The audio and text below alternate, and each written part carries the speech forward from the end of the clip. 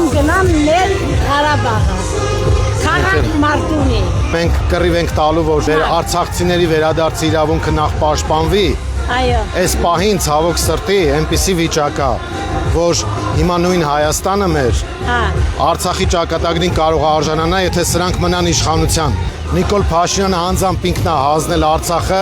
սա բոլոր արցախցիներն են, մեր հայաստանցիներն են գիտեն։ Հիմա մենք պետք է պայքարենք, որ Հայաստանի անվտանգությունը պաշտպանվի,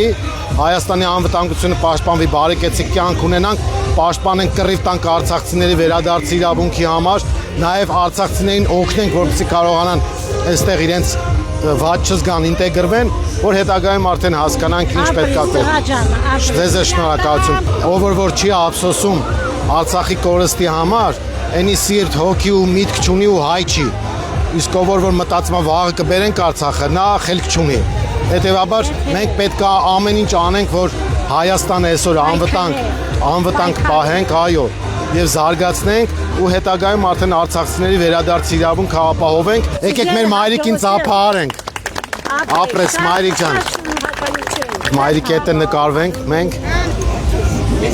Ահա, մեր Ղարաբաղի տատի պապին եղանք էլի։ Այո։ Չէ։ Այո։ Այո։